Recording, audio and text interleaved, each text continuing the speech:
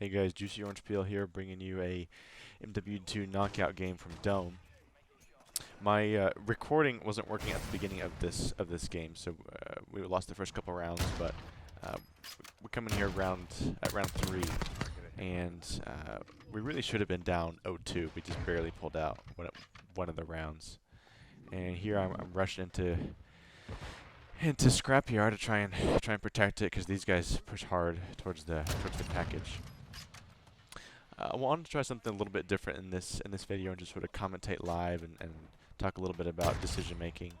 Here in the first two rounds, which obviously aren't shown here, this team's pretty aggressive and likes to play the package. So I try to take routes that put me in position to control certain areas of the map, just like I was able to control Scrapyard here.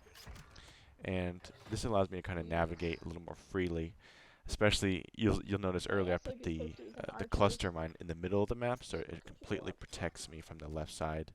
And if anyone runs over that cluster mine, I'll be aware of where they're coming from, even if they don't die. So that's one little tip of using cluster mines or claymores, even proximity mines. Not necessarily to get a kill, but they also serve as notifications to give you information of like, okay, if someone runs over that and doesn't die, they're over on that side. They can also give you kind of peace of mind if you put a claymore or cluster mine down, just like I did again there. That I don't really need to pay attention to that side if I don't want to, because the cluster mine will help me narrow my focus here. So this round here, it's a 2v5, and just trying to get a pick. The most important thing here for me, I'm trying to get my SAE, because on Shoothouse, SAE can really win the round. On other maps, I wouldn't necessarily care. But we're at a 2v3 now. I missed this easy shot on this guy. I think my teammate dies here soon. I'm not sure. We'll see. But anyway, I'm trying to clear up enough space, either get a kill here or to see if I can get this res off, because the SAE is just important here. Now, if we were down 1-2 instead of being up 2-1, I'd play a little bit more aggressive.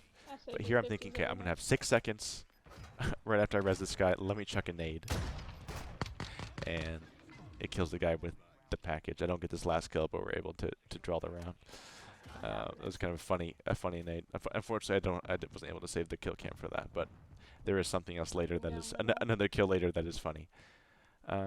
So here we come off a draw, we barely escape, and I think our team's feeling pretty good after not losing that round.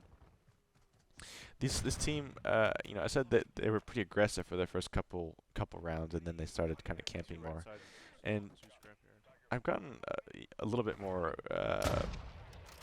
I don't know, just accepting the fact that sometimes you can't always play aggressive. And the thing I've been thinking about recently is letting a team kind of dictate how you're going to respond to them.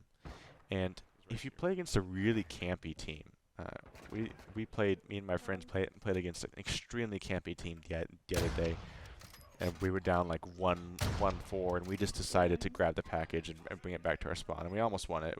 We lost in the final round, but it gave us a chance to win. So when teams are just being obstinately camping, just think about taking the package back to your spawn and force the campers to be aggressive, lest they lose. I don't know how this guy got past my teammate here on the left side, but I was able to get him. I was able to kill his last guy too. That's just one of the things to keep in mind. You don't have to force your game style onto the other team if they're all in on camping. You can just think about adjusting, and that's one of the nice things about Knockout is the way that the game mode's structured. You can just kind of you can be pretty adaptable.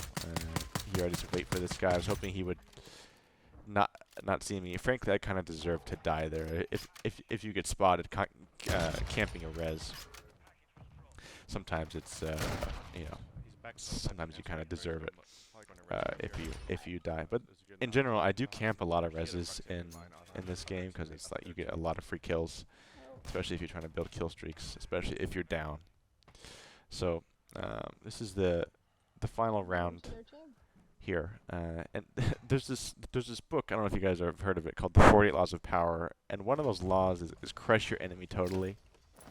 And whenever whenever me or the team is at 4-1 or 4-0, I don't want to fool around. I want to completely decimate the other team, leave no sign of hope.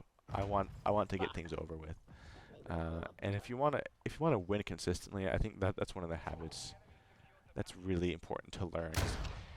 You know, when you underestimate a team and give them momentum, I was able to snag this guy here. When you underestimate them and give them momentum, sometimes you can just get wrapped up in a comeback on their effort, and it's not a good time. Right before I threw this nade, I was like, "You think I can kill this guy with a grenade?" And then the rest is history. So anyway, folks, the gameplay's wrapping up. Kind of a shorter gameplay today, but thanks for tuning in, and you guys enjoyed some freakish nade kills. So we'll see you guys in the next video.